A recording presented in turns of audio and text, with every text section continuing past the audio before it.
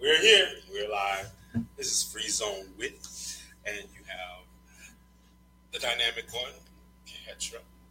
She hates when I call her Petra, but you know me. And Melinda and TNathan, of course. And we're going to take a couple of minutes, let some people log on. Can't play music because we don't want you all to get kicked off by us playing music. Yeah, that's what P says. I put music all the time. So, yeah.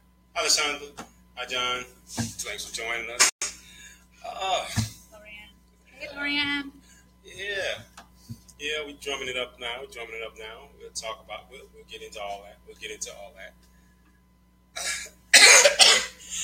No problem. Thanks for helping Melinda Medina. You're very welcome, Lorianne. Yeah, that's what we do. Right now I'm choking, and there's nothing to drink but Coke, so I guess I'll be choking for a minute. Drunk out my water. Get it away from me. All right. What Petra's doing? She's doing something over here.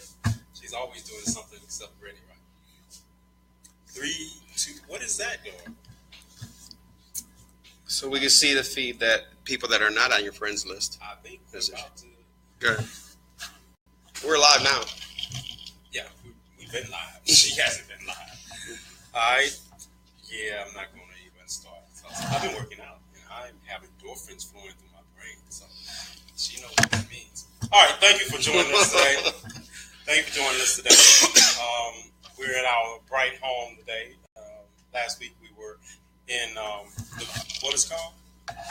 Where were we at last week? The Bow. Biloxi, Mississippi. Yeah. So we have Melinda back, who has been missing for 2 weeks. Like she's been on vacation, right? But Right. she's been on vacation. All right. I want to start off today, and I want to address something that has been on my mind ever since I heard it.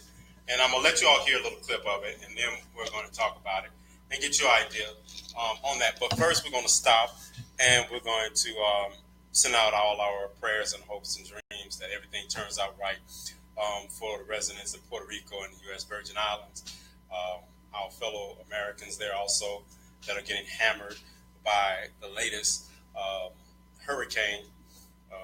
So we all want to take a moment to say, we're all right, and we wish them well, and hope everything turns out for the best of them.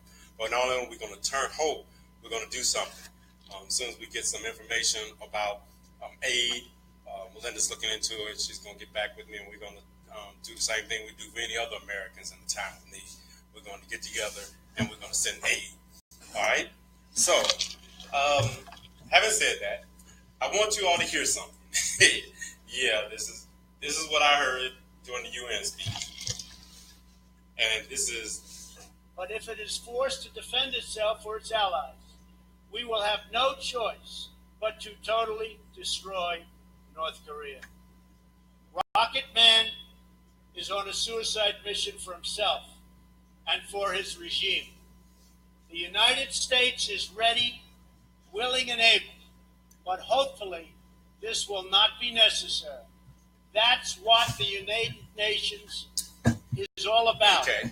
This is what That's what the United Nations you all president is saying, right? Did this man just really say that he would wipe a country of 26 million people off the map?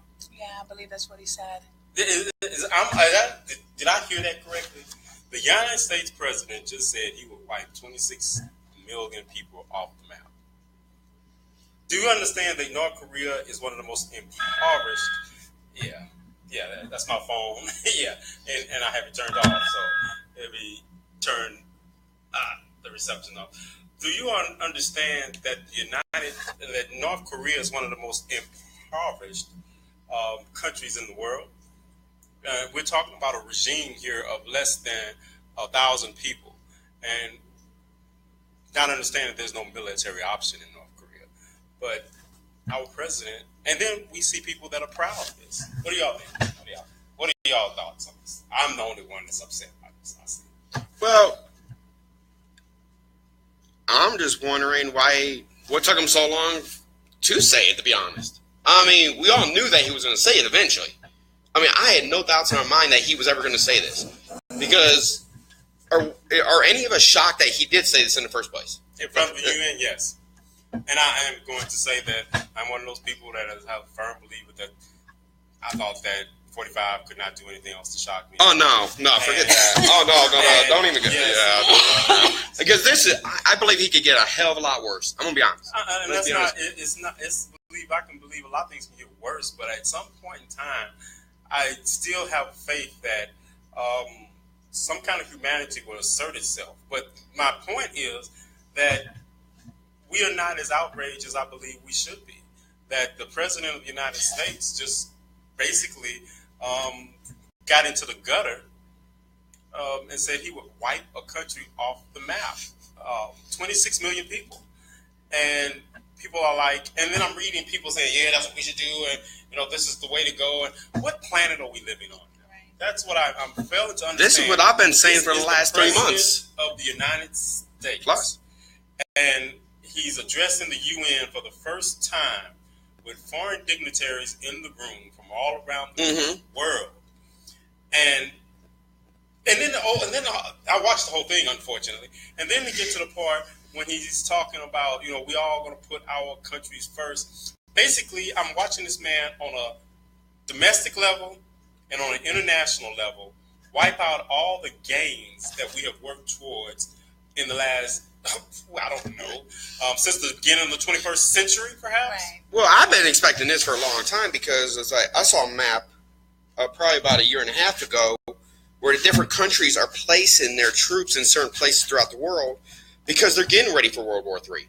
You understand I worked in where I worked at. Yeah, I understand exactly. So you already know this, so you should not be surprised that Trump came out and said he's going to murder 26 million people. There should be no shock at all with this. There should be no surprise. What planet are you on right now that you don't believe that there should be shock that the President of the United States... Look at who the President of the United States is. Looking at it, I see who it is. The shock was him getting elected in the first place. Him doing this action is not a shock. Yeah, we should talk about that too. About him getting elected in the first place was a shock because of who he is. Because this is the type of mentality that he has. That's the shocking part. Okay. So I expected this to come once he got elected as president. Okay, I'll play. What do you expect next? Do you expect us to be at war with North Korea within the next 6 months? I expect us to eventually be at war with Russia. I'm going to be honest. I think what's going to happen is we're going to go to war with North Korea. Russia's going to come in because China's already made a public statement saying that the United States better not touch North Korea. They've already came out publicly and stated that. So if we go to war with North Korea, what's China going to do next? Is China going to sit there and silently sit by after they made a public statement already? America, you better not touch North Korea. Are they going to sit by and say, with your thumbs? Or are they going to retaliate? But I guess what I'm missing is the whole Russia-China relationship dynamic. Because they're all allies of each other. No, they're not. Russia and China do not get along. They're not allies. No. Russia and North Korea are allies. No. China and North Korea. China is North Korea actually has no allies. Let's establish that. They have people with vested interest in them. And China is just one of the countries that, if any country has any ability to exercise any financial control over North Korea, they're the closest thing we're going to get to that. And they're not even close because we're still watching North Korea shoot missiles over Japan and indiscriminately. So I don't think they don't have that kind of ability. My issue is that I still am, I guess, idealistic enough to believe that at some point, that's why I wasn't worried about that, because you're taking more time. But at some point, you get to the point where if you're not shocked, you're just jaded. And I'm not jaded yet. I'm not saying I won't get there, but I'm not jaded yet. And to hear these comments in front of the UN General Assembly, it was just a little bit much for me. It was just like I still expected that somebody, how you doing, Ms. Taylor? I expected somebody to exercise some kind of control and say, hey, and this was a written speech. This was a parent speech. This was not him just going off the cuff. This was actually him prepared. So I just don't know. So you mean somebody actually prepared for president, for President 45, a speech that said, "I'm going to wipe North Korea out"? Actually, and I don't even want to get into the name calling. I just watched a president of the United States call another world leader. This is the thing I want to get to. I don't care how you feel about your personal beliefs, but we're looking at the person that's supposed to embody the United States, and I want them to be better than I am. Right. I don't want them to be bullies on a playground insulting each other. Right. All right? I don't want that. All right, Jay, how you doing? Doing all right today? Sorry for technical difficulties. There's people that couldn't get on his feed that they were on the other feed. So go to my feed, and you have no problem with it because it's public. And if you have any comments, please send them in. All right. Now, Melinda. Yes. How have you been? I've been doing Where well. have you been the last 2 weeks? A little bit of here and there and everywhere. I think that's a polite way of saying that she needed a break from us, right? no, that's too good. Yeah, but I wanted to talk to you about what happened and what has been experienced at the Spanish class that has been happening in Biloxi. So the Spanish class is actually going really well. We're learning a lot in Spanish class. We've got some really great students. Petra is one of our students. Yay! And she's doing really well. ¿Cómo está usted, Petra? Sí. Yeah.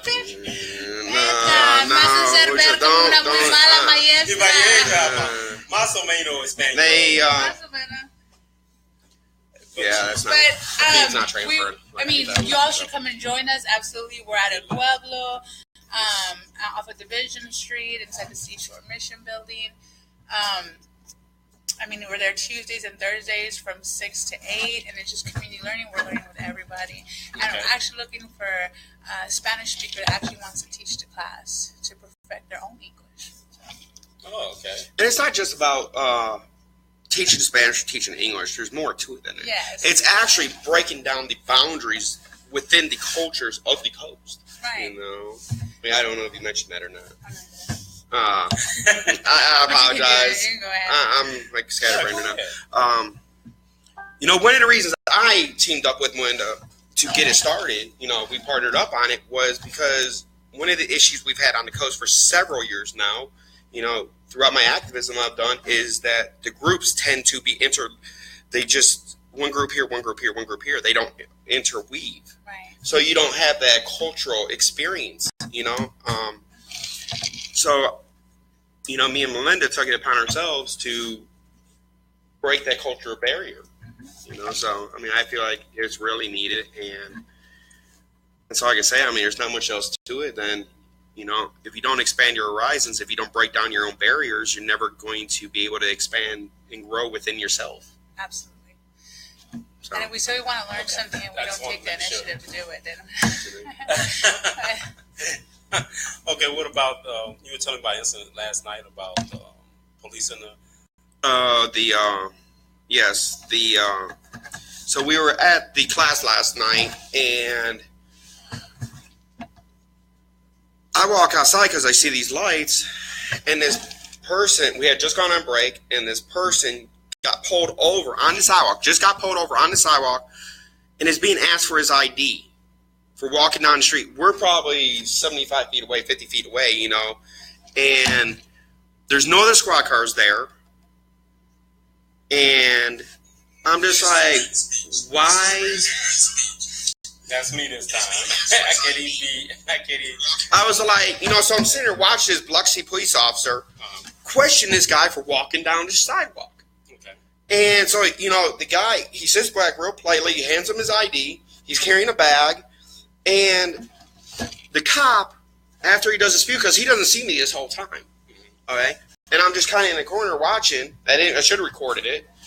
Next time I will. Like I recorded today. Yeah, like you recorded today. And as soon as he saw me, he dead-eyed me.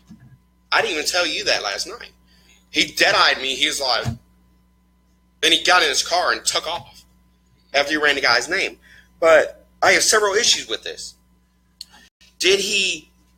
Why did he pull a person over that was walking down the sidewalk? Because as far as I know, walking down the sidewalk is not illegal. Racial, a brown person, or a person of color. Yeah, a person of color. I mean, and this was a person of color. Right. Okay. Second thing was he absolutely knew that there was something, because when he dead-eyed me and he got in the car, he took off pretty quick. That was the second thing, because he was I mean, I can't even explain. I've never had this experience before, like where I saw somebody actually get profiled. And I know I've actually. Did you have a chance to interact with the person? No, I didn't. I did not have a chance to interact. I went because he took off quick. Okay. He did not stick around. He was gone. And then one of the women in my class tells me that for the last 2 classes that I had not been there because I was sick and we had issues on another one, right, that the Biloxi PD had been pulling over the Hispanic people as they leave. Yeah, you told me that. Yeah, and that's what I was wondering to address. Jocelyn said, it's frequent here, Petra, not an amazing neighborhood. I literally live 20 feet behind the mission. Okay. So I guess it's something we need to address. All right, absolutely. It's a real issue. It's an issue that we need to bring to public officials. Not only that, I mean, they're racially profiling around an area that's sensitive, that's considered, forgive me for saying, I don't want to say sanctuary, but it's considered a safe space for undocumented people. Right. So they're... unofficial safe space. Unofficial safe space. Unofficial safe space. We've seen what has happened in the Justice Department with the idea of safe spaces in the United States. So we'll say unofficial safe space. So. But the thing is that they're doing this in an area where they know, and so they're actually being vigilant and they're targeting. So they're getting ready. And I was just telling Petra, I said, I don't understand why there's officers out there so ready, waiting for that order, just to be like, let's go start picking them up. I mean, and it goes back to what I said like 3 weeks ago when we started talking about DOC and the 6-month moratorium. I mean, this is just a smokescreen to get to the issue, like you said, in that area when you know because you have registered or you have put your address out there or and that's why, I mean, your classes, they're great and I want people to attend, but we must make sure that we remain vigilant. Yes. Make sure that, we're going to, tell people that they should be 2 at a time together. Make sure I always have a cell phone present and always have the number of someone they can contact instantly on speed dial. Right. As a matter of fact, I put your number out there on my page, but I also put my number out there also. And if you all see anything that is happening that someone needs to know about, call. Don't have to leave a message. I promise you I will get back with you. It seems like my number is on everything from flyers to Facebook pages now. Right. I'm the same way. You can call any 3 of us. Call, because that's what we're here for. But I want to address something else with this, because we're here for the community. Right. Okay? We're going to be clear on that. Okay, all 3 of us will be there. We'll do whatever we can. I want to address a comment. It's frequent here at Petra. Not an amazing neighborhood. Literally, I live 20 feet behind it. Okay, it's frequent here. Let's address that issue. If it's frequent there, why hasn't anybody stepped up already? Why? I want to address, you've taken a proactive approach and started, checking out stops. We call them keyboard warriors. You have these people that claim they're fighting for stuff, and they're behind a keyboard typing away, and they're not doing anything out there in the public. I am trying to encourage people to go out there and to better their own community. Okay, that frequent stop, their profile, there should have been a lot more videos of that being done. I should have been recording last night, at that time. I want to make that very clear that we need people, no matter what your race is, to start to stand up for everybody else, for your community. Actually be better your community, help your community, Yeah, and that's fine. I agree wholeheartedly because I understand that. But these, when you say why, and it goes back to something we talked about a few weeks ago when we talked about, it's one thing to stand up. There's people in certain positions that have the privilege to stand up. Then there are people that are the victims, and they don't even have the privilege to stand up. It's not that they wouldn't stand up if they could, but they don't. If you're an undocumented, if you know people are undocumented, or you live in and I feel the similar way, because what is a movement without sacrifice? But in some issues, I'm going to say I'm softening some, not a lot, but the frequency of it, and you get into it, and I'm going to say that some people can't, and that's where you have to stand up for them. I say privilege should stand up. That's one of my things I've been stressing. That is, those of us with a certain amount of privilege, and that the retaliation cannot be the same as it is on somebody who's undocumented. Exactly. So I agree with that. That's what I'm saying. So sometimes it's an older person. But I'm just saying that I put my number out there. Melinda's number's out there. Petra's number. Our personal telephone number. This number right here is out there. Call it if you have an issue, and we will investigate. We will look into it. We will assist you. Or if we cannot personally assist you at the time, I will point you in the direction of where you can get some assistance. And that's what it has to be about. We have to all learn to do our part, but we all have to learn that some people are not in a position to help themselves, much less others. True. And we must be humane and understand that. And I'd say between the three of us, we have a lot of resources. I just have one. So they have all the rest of them. Yeah. So, I fully agree with you, and Melinda does. So if y'all need help, TNathan. Yes. So now that we're talking about this issue right now, what would be the correct way to video a traffic stop? Okay, that's a good question. Today, we had that come up. Right, I was traveling down Petra Boulevard, and I saw a traffic stop that brought some concern to me, because what I witnessed was this young man being pulled over, and it was an unmarked, I guess, police vehicle, but it had a California license plate. The individuals that did pull the young man over were in plain clothes. So I stopped, I parked, and I walked back down to videotape it, because I felt like it should be documented.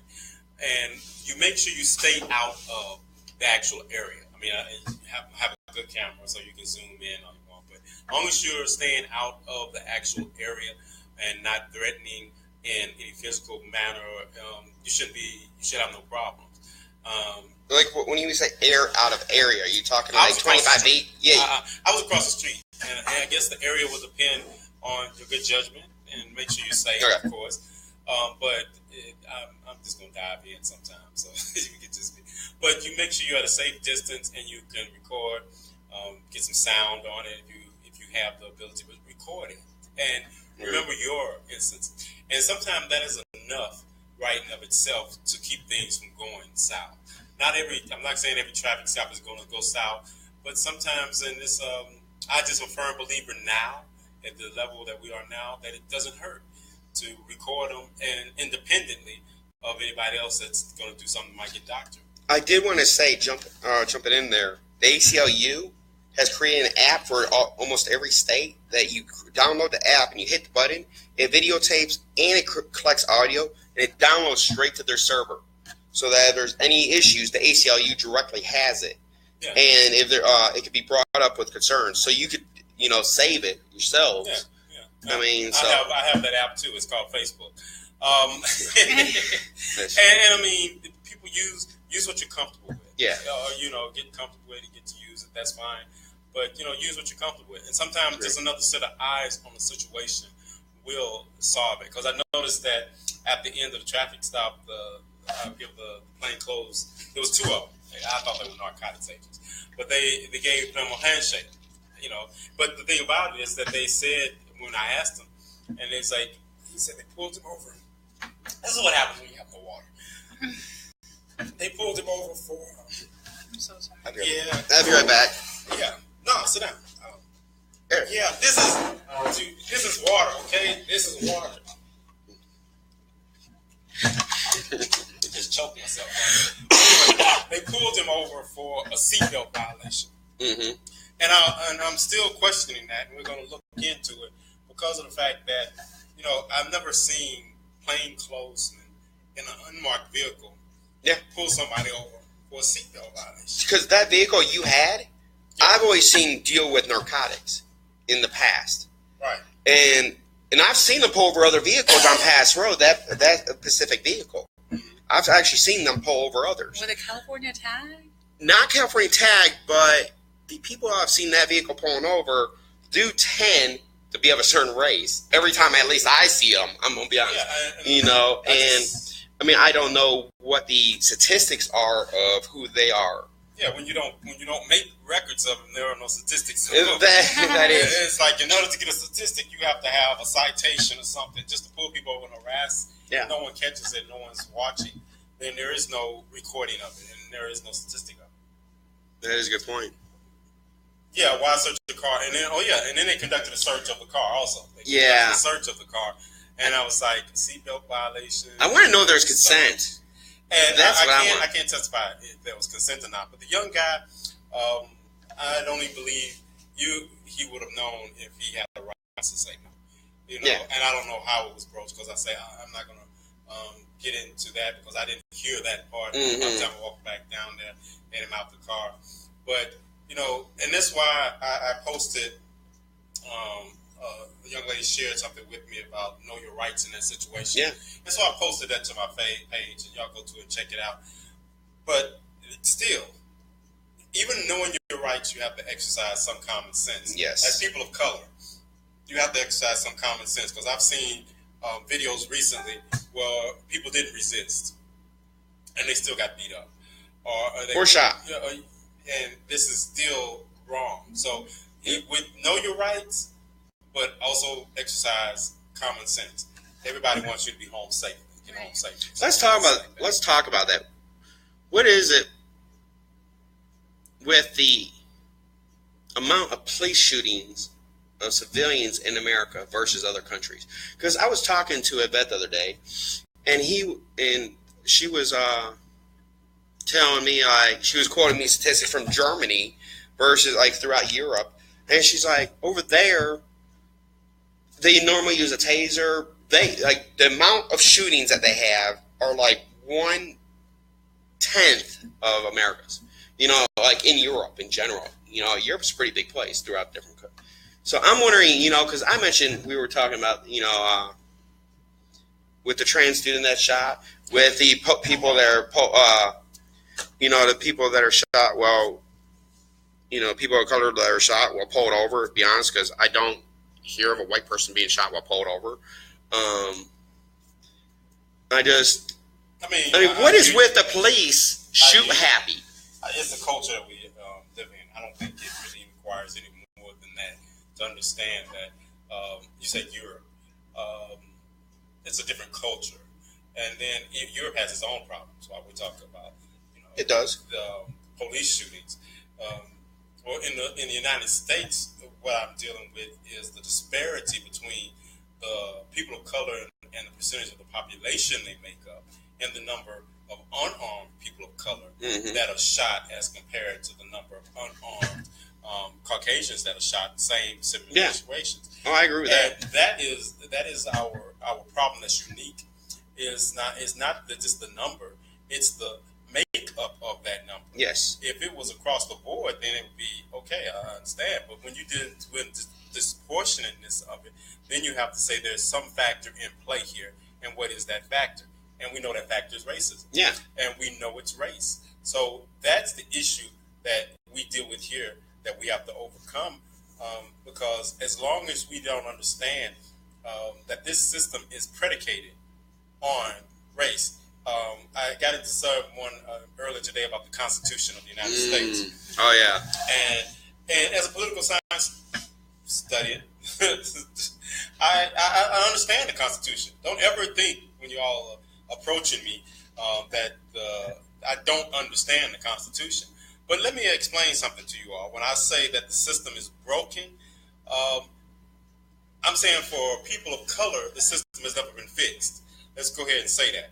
So I'm not saying that the Constitution is not a well-written document and that in its intent is great, but it's great for if you're a single, meaning if you're a white male, that happened to be born in the 18th century.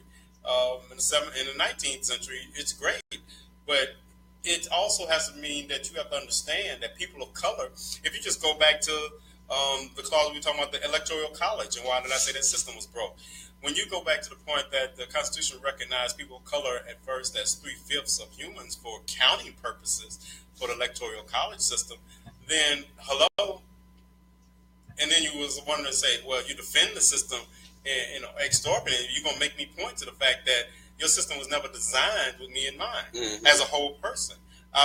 It was all right for the southern states to even qualify me as 3/5 of a person, but then you did that, and I still got no representation to make your population equal. So you would have some voting rights against larger, more populous states. So when I say the system is broken, I say any system that is predicated on the backs of slaves, there's a problem, and there's going to be inherent problems with it. When you have systems that you have to have amendments to recognize my existence as an equal human, then there's a problem with that. Right. Yeah, The 13th, 14th, and 15th Amendment can theoretically be repealed. Yes, Where would we be? White men would not be in trouble. you're right. So don't tell me about the system and how glorious it is when at any given time that you can say, hey, you're just an amendment strike away from not being back to 3/5 of a person. So Well, women are included in that. and women's suffrage came after the fact. I posted all about that. So don't presume to tell me these things if you don't want me to go there. Like, can the system be fixed? It can be amended well enough that we can live with it. But still, as long as people embrace this without recognizing that it came from and what it signifies to us as people of color, then your privilege allows you to be enamored with the Constitution of the United States, because basically it was designed for you all. But when you get to the fact that every time I think about it, in the 13th Amendment, the 14th Amendment, the 15th Amendment are amendments to the Constitution. When Thomas Jefferson and the Founding Fathers were saying all men are created equal, they didn't even consider us men. I was just going to. So Exactly. You're property at that period of time. It was property. Yeah. And we were all property, and to the fact of how did we benefit the masses. Exactly. So when you all have these conversations with me and you all not prepared for me to go there, then maybe you're not prepared to have a true conversation. I also said, and I stand behind it. I'm sorry to dominate the conversation, but I have a lot to say. I read what happened. Hillary Clinton's book about the 2016 election. I was not going to be one to comment on the book without fully reading the book. So I've read the book now, and I am going to go on the record as saying that it's a well-written book. I understood every word in the book. I think it was an accurate depiction of some of the things that happened. But I take exception, and don't get me wrong, Bernie Madoff, not Bernie Madoff, Bernie Sanders, she points out that she says he's not a Democrat. And I found that funny because he was on the Democratic nomination in the primaries and all that. So she said he's not a Democrat by some of the things he said. But my point, and before you get into it, my whole point with the book was, yes, I can see, and never did say that she doesn't have a right to write a book. Mm-hmm. But I want people to stop mixing up what a statesman is and what a politician is. A statesman would not have wrote that book. A statesman would have done what was best for party and country. And rehashing these conversations in this manner, I don't feel it was good for party or country. And especially when the 2018 and 2020 election coming up. You asked me who was this good book for? Good for? I quoted that from you. Yeah, and I said the Republicans. Yeah, and I feel that way. I mean, I'm not saying that there are going to be people that support Hillary. And I watched her on Stephen Colbert last night, and she said she wasn't going anywhere. And bravo, don't go anywhere, but stand for something. Like my whole problem with the Democratic Party right now. Mm-hmm. Even though I am not a 45 supporter, and if you all listen to me for more than 5 minutes, you find that out. But I'm not a 45 supporter for reasons. I don't just say I'm just not supporting his policies and they're crazy. I give you reasons why I don't support his policies. I feel like the Democratic Party right now is doing the same thing the Republicans did for 8 years in association with President Obama. It's just that anything he said out of his mouth they were against, instead of saying what is the reason for it. I agree. The ACA, yes, I'm an intelligent human being. The ACA is not perfect, but I haven't seen you offer up anything better yet. Mm-hmm. And I'm not saying that we wouldn't sit at the table and say, hey, let's fix it. Great. Let's fix it. Single-payer healthcare system. It seems like a no-brainer. Yeah. But we're having these discussions about this and this. Or that's like saying, hey, I'm going to throw all the water in the house away before I buy some more just because I don't like the taste of it and I need water. Yes, ACA needs fixing. Let's fix it. I'm looking at these people and they'll get on me about saying these things, but they won't admit. I'm like, I will admit there are problems, and these problems need to be addressed. But you don't throw the baby out with the bathwater. Is there anybody that has said the ACA doesn't have any issues? I have never heard anybody say it's perfect. You know, the only thing I've heard as far as these on the left is that we need to fix it. Right. So, you know, my point on that is, why are the Republicans not willing to help fix it? You know, work as a team, be a statesman. What's better for the country? Because we don't have many statesmen. We have politicians. We have people that are playing to a limited base that are not doing what's in the best interest of the country anymore. We have people that are protecting their little fiefdoms instead of saying, you know what, we need to step up to the bat, make some hard decisions. And I'm not saying everybody's going to be happy, but when you look at a healthcare plan and the CBO give them a rating that 23 million people are going to lose healthcare, and that in the next 5 to 10 years, 50 million more will not even get healthcare. Not to mention the budget shooting through the roof. That's a no-starter. That should be a no-starter. Yeah. If we're not saying, let's evolve the ACA, and if you have a problem with it being called the ACA, call it something else. But if it's not going to evolve and get better, then taking it away for nothing is not an option for me. You know, and that's what we have to realize. And we are not having, and like I said with the book, we're not having the right conversations anymore.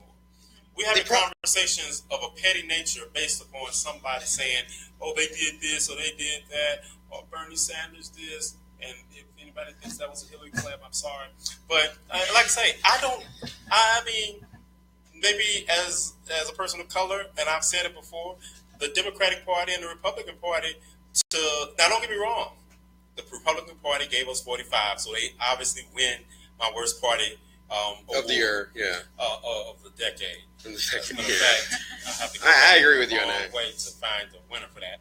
But having said that, I don't feel like the Democratic Party has fully embraced issues of people of color either, because and if you're not a person of color, if I look up and see a comment on that, I'm going to blast you, because of the fact that we see these people during election time. Mm-hmm. Very rarely do I see non-people of color candidates in our communities, unless it's election time. I don't see it. So if you really want to, you care about our issues, maybe you should come down and hold town hall meetings and get our issues. And no way, it's not going to be easy. I don't think you're just going to come in to the black community and it's going to be easy, because for years you haven't been there. So don't be, if you're put off by something being difficult, you might not need to be in politics. But it's not going to be easy. But you keep trying. You keep doing what it takes. Mm-hmm. You find the inroads. And that's what we do when we care about things. When we care about things, we take the time to find out what's going on. And then we put programs and actions to help them. Now, just coming down to court our vote during election year, that's not going to be good for either. But I'm not saying, but it's catch-22. I got jumped on about talking about a third party the other day. If you want a third party, don't run for president and all that. Let me tell y'all something, right? When y'all tell me stuff like that, what I'll be thinking. I'll be thinking that I want to cuss you out. Mm-hmm. Because you're just taking what I'm saying and not listening to it. You already have formulated your talking points on it. And instead of saying, well, what are you as a party doing to encompass the things I'm talking about? If you're just sitting there saying, well, we're better than the other guy, that's like asking me if I want my arm broke or my leg broke. And because, one is different than the other. But you're still breaking a part of me. So if you're not willing to listen to my points until you get to your talking points, then you're no better to us. And I'm not talking about the extreme. Yeah, we come down to the battle between the presidency. I'm talking about at a lower level also.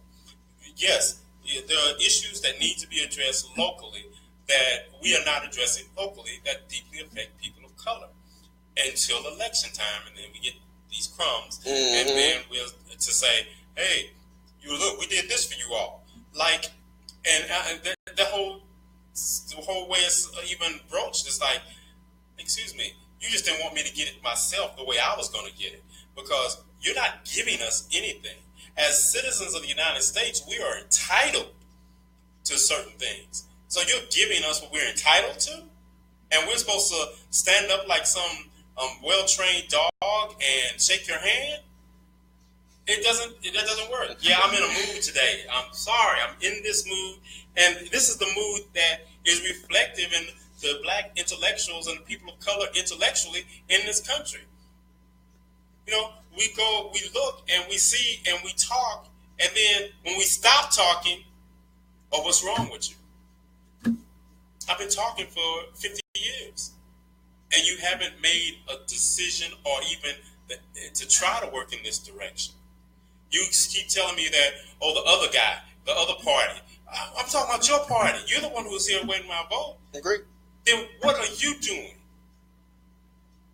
And that's what we run into. I think we need a third party. Yeah.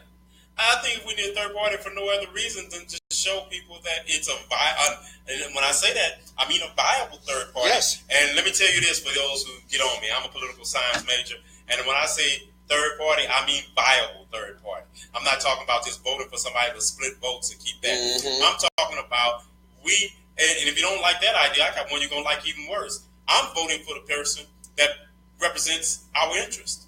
Be they Republican, Democrat, Independent, that's what. So if you want our vote, you got to start courting our interests. And that goes for people of color, trans. I think our communities are larger than yours, if you really want to get down to it. When you talk about our third party option is not viable, if we start running candidates that start addressing the needs of people of color, the LGBT community, and the disenfranchised, the truly disenfranchised in this country, we are much larger than you are. Oh, yeah. And we don't have to wait for anything. We're trying to work within your party structure and say, come and talk to us. But trust me, this is my declaration from this point forward. If you don't come into our community and talk to us, we'll talk to you when you have to come into your communities, because we're the office holders then. Because you look up, and by 2050, the largest population of this country will be Hispanic. You might not like it, but there's nothing you can do about it. So you better start addressing it now. And like my mother said, if you don't play nice now, I'll make you play nice later. Yeah. Okay. Yeah, that's my spiel. That's my spiel. The ladies have something to say, I'm sure. I'm going to just sit back now and be quiet. I'm a little... Well, that was a lot. There's not I know. I know where I want to go, but... I apologize. We have other issues to get on. All right. Besides my brand. I agree 100% with you. I am tired of political parties because they force you, here, either you vote for Democrat or Republican, even though they don't have you invested in them. They don't represent you. Right. The Democrats are kind of sort of closer, but, it's Republicans are the party of Lincoln, like we always remind so let's... The Emancipation Proclamation and all that, but where did that Republican Party go, by the way? Right. What happened to them? Where did the centralists go? I've been having this conversation a lot, And I know the Democrats have gone way to the left. The Republicans have gone to the right, way to the right. They're extremists. Both parties are extremists at this point in time. Right. Well, I mean... Where the centralists, for too long, they've been quiet, thinking that it's like living next door to somebody and you thinking the other person is taking care of the lawn. Yeah. And you haven't looked out there and realized that, hey, their lawn is overgrown also. Mm-hmm. Everyone's assuming things. That they're assuming that someone's going to step up to the bat and take care of this, and they can continue to live their life the way they've been living it. I tell people all the time, politics, maybe I remember when they used to teach civics and government in high school, As a matter of fact, I remember my first civics course was, I want to say, the 6th grade. I remember those. Those don't exist anymore. Nope. We have a whole generation of children coming up that don't understand the Constitution, their constitutional rights, or their civic responsibilities. We have a whole society that doesn't understand its civic responsibility. You do not have the freedoms you enjoy in this country at a whim. These freedoms, not only that, but they require constant vigilance. Like we were talking about in the car when we were coming over here. We talked about the fact that we thought, and I'll say this again, we thought racism was a thing of the past because we elected a person of color as president. And, you mentioned some things like the gay marriage, and all these things occurred, and it was like everybody stopped. Yeah. Everybody stopped. Like they didn't realize that these issues take constant vigilance. It took 400 years to systematically get to the point we are now. And it didn't get that way because people just automatically woke up one morning and said, you know what? Slavery is a bad institution. No, a war was fought by people that wanted to continue slavery against people who wanted to end slavery. And if you don't like my narrative on the Civil War, oh well. Because anybody who thinks the Civil War was not about slavery is deluding themselves. So skip the heritage, skip all of the way of life. The way of life was based on slavery. So, I'm always going to say that. So tune in each week, you can get that one. But if you don't understand that, then you're missing the point. And I agree. I'm going to tell you something. I was watching, it's strange to agree with somebody that you don't agree with anything else on, but he said one thing that he was like, the previous 8 years allowed this time to come.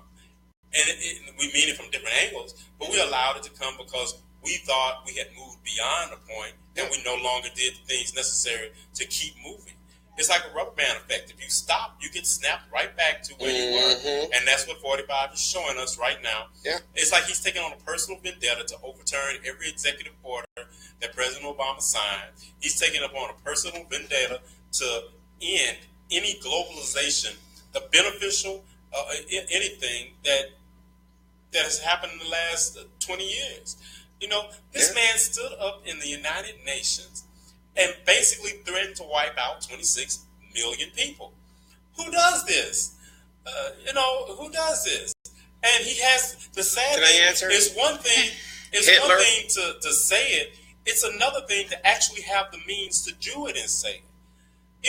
I'm not saying that we don't need to deal with North Korea, but I'm saying that I want a president that if we have to go to war, someone who's speaking to someone was in the military during those times. If you have to go to war, Colin Powell said it succinctly. Those who've never been to war don't understand the hell that it is. So yeah, maybe that's the thing I believe should be a requirement for president. If you haven't served in the military, maybe you shouldn't be president. How can you be commander in chief of something you don't even have a clue as to what? Especially when you're a draft dodger. Yeah.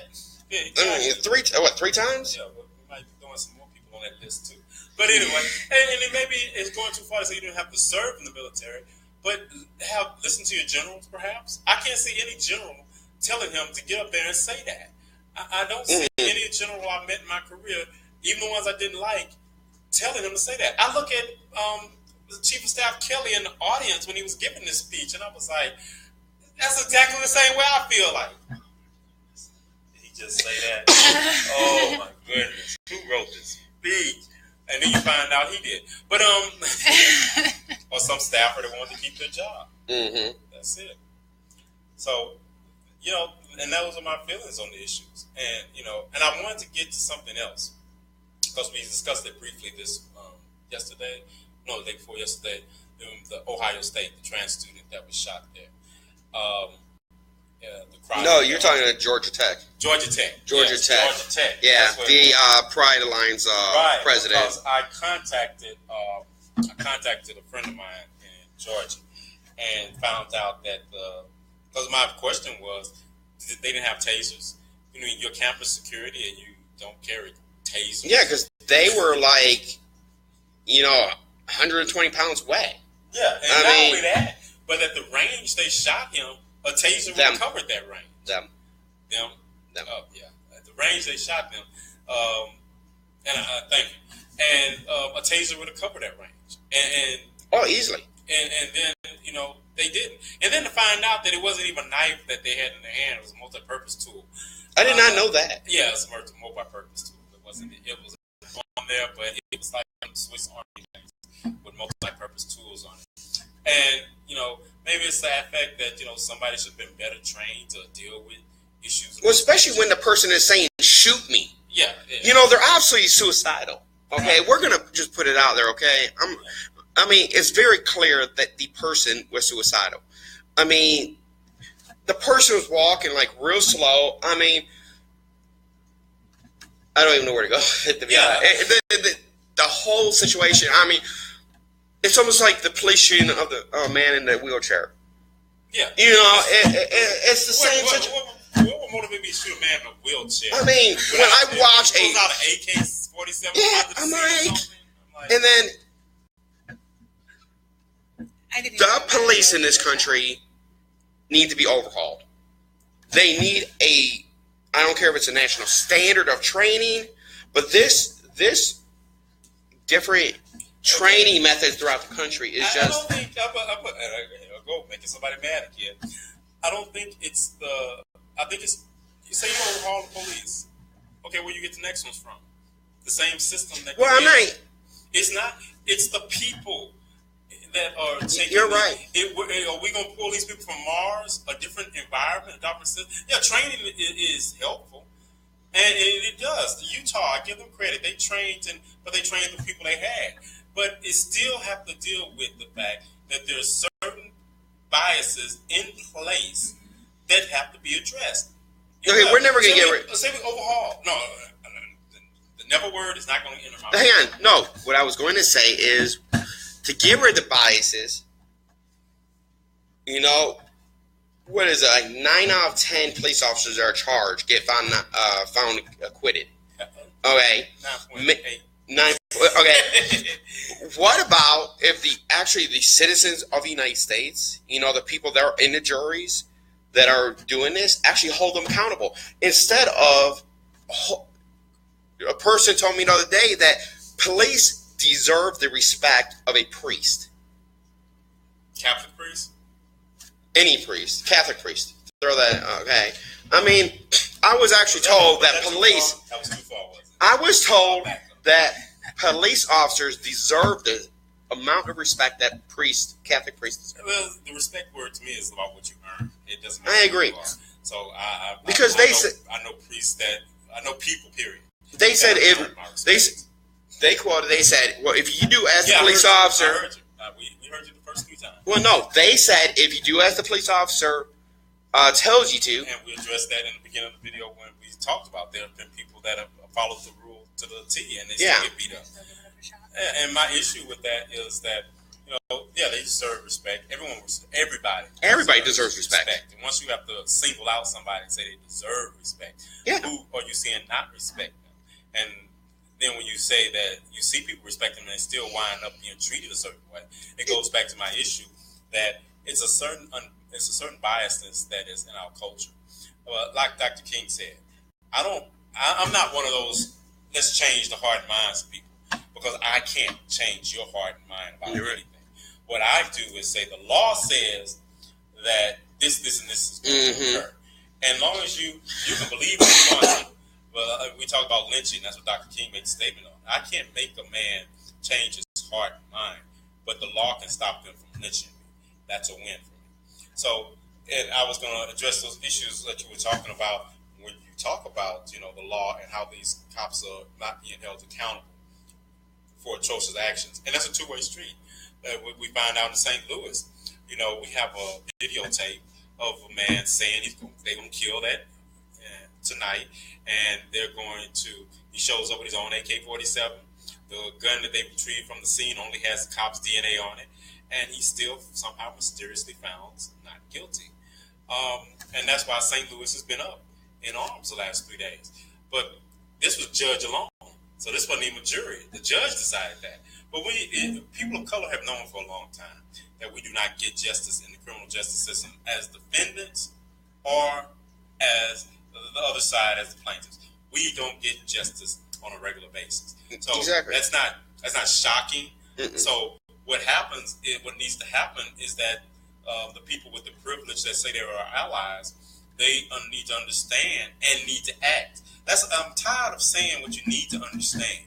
If 400 years of incarceration of slavery hasn't taught you, shown you that it's wrong, that oppression is wrong, you're not going to get it. Mm-hmm. And if you do get it, another meeting about it is not going to change it. It's what are you doing about it? What are you doing? When you see that these are the laws that your politicians are passing, what are you doing? Mm-hmm. I'm looking at the fact that I'm a member of the Coastal Family Health Center Board, and we're looking at the fact that we could lose 70% of our government funding in the next round of funding cuts. Don't you understand that these things are important, and you all should be contacting your congressmen and your senators and say, we don't want that to happen. But who's going to take care of these things now? We're not talking about a couple of $1,000. We're talking about millions of dollars being cut in a budget, and no one is like batting an eye at it. These are the underserved, and that's why I say it becomes incumbent upon people to listen to the issues people of color have. But it gets to that point where I don't need to just listen anymore. What are you doing? Not what are you talking about? What are we meeting about? What are we going to do about? And that's the point we're at now. Doing. Well, a lot of people don't do nothing because it doesn't personally affect them. The people, I'll use Biloxi as an example. People in the Biloxi area that don't use Coastal Family don't care about Coastal Family because they don't use it. That's the issue at hand. People need to care about other people. And it gets to that point they don't see that it affects them. That's the point. That is a huge point because it does affect them. It does affect you. I'm sure there's a lot of people that have used services that thought they would never use services. Yes. It is better to have that safety net in place for when you might need it than it's not. But it's also the human thing to do. It's also the right thing to do. We talk about taxpayers' money. We are taxpayers. Well, I've had you Coastal Family. I mean, I've had great jobs where I make $1,500 a week. I've been, homeless. So I've been that rubber band where I go up and down. Right. So I understand. I mean, and you're right, and you're still understanding from the point of somebody who uses it. So it's different. But even if you haven't, you should understand that people need health care. Right. Exactly. I mean, I don't understand. That's what I'm saying. That's what the issue you speak of is a problem with our country when you can't identify with the less fortunate than you. I think majority of Americans agree that we need single-payer health care. I don't. You don't? Go back to what you just said earlier. Yes, ma'am. That you said something that made me think of President 45. That said that we need to go back to thinking. It just went away. It went away. Oh my God! But the thing is that we don't even have a president that can relate to us, that who can relate to even a lifestyle that we live, or even close enough to he can't relate. Yeah, and it's not even the fact that he's a billion. Well, I don't know if he's a billionaire. Whatever he is. Tax returns. It's not even wait, he has taxes? I don't know. And it's not even a point of the money that he has. It's the inability to just say, empathize. That might be an issue, right, for someone. I mean, we live in a country that represents what the world could be, and we haven't even lived up to our potential. Right. So, and we're not going to live up to that potential as long as we don't put a system in place that recognizes all of us for who we are and what we have to bring to the system. You're right. And not for what you can get out of us or what we can bring to the system. Right. Let's go jump on this. Okay. I just wanted to say something real quick while we're on the topic about caring about each other and doing for each other. We know that Mexico right now is going through a situation. They've had earthquakes here within the last 2 weeks, back to back with from each other, and they've had two major ones. One where school collapsed on a whole bunch of children that were at the school. I've seen video of children being rescued, taken out of the rubble. These earthquakes already claimed 225 lives in Mexico, and I'm just thinking that I remember when Mexico wanted to come give aid to Houston. Right. Yeah. And they were denied that. What is our country going? I mean, Mexico has declared themselves it's a national disaster, right? It's terrible. What are we gonna do for our sister country? And I think it's going to come down to that. What are we going to do? Because I don't expect our leadership. I don't expect our leadership to even. They get so caught up in their petty problems they're not willing to deal with. One time it was the fact that the walk softly and carry a big stick mentality. But we also get to the point that, with great responsibility comes, with great power comes great responsibility. Stan Lee, Spider-Man. But that's true. That's just true. It's that point that we have a responsibility. And are we going to live up to that responsibility, or are we going to live down to it? Those are the choices that we as a people should make. Because government and people in government don't realize something. And sometimes we don't realize it because we have a generation that doesn't have civics. But government officials, we don't work for them. They work for us. Right. Mm-hmm. And if we don't start electing people that are willing to work for us, then that's our fault. I rant and rave about 45, but this is our fault. This is our fault because we can go back to, if you don't like 1854, and we don't have to go back to that election, 1852, sorry. We can go back to the election of 2000. The people get on me and talk about the electoral college's work 6 out of 52 times, and like we're playing softball, or this is a basketball season and it's a winning season. I'm saying that's 6 times too many.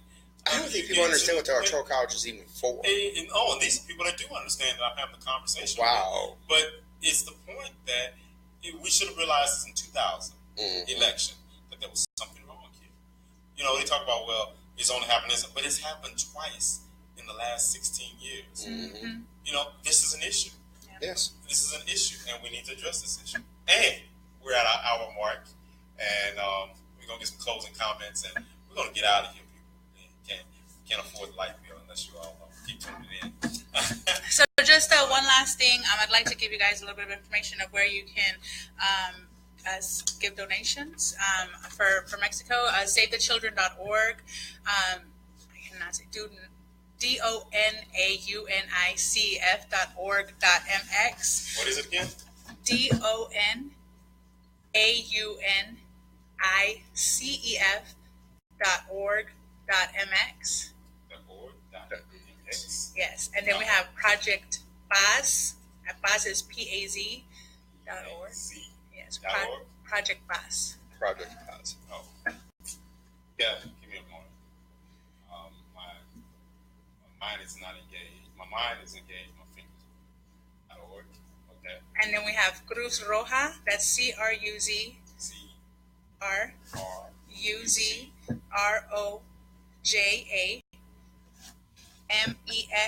MEXICANA. Yeah, I'm sure I messed that up. All right, CRUZROJA. Yes. MEXICA. NNA, like Mexico is Mexicana. .org. Hold on. Okay. .org. .mx.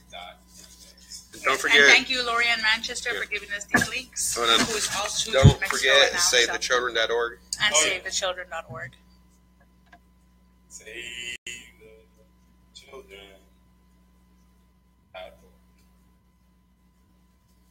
Hi, those are some websites, and you can go to and donate.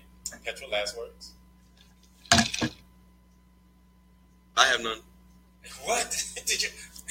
I'm just. It's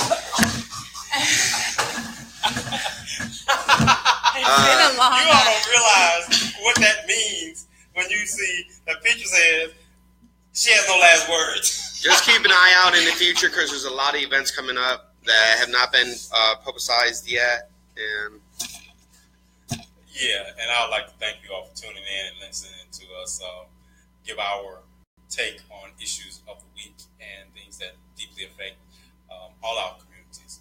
And just remember, if we don't learn to swim together,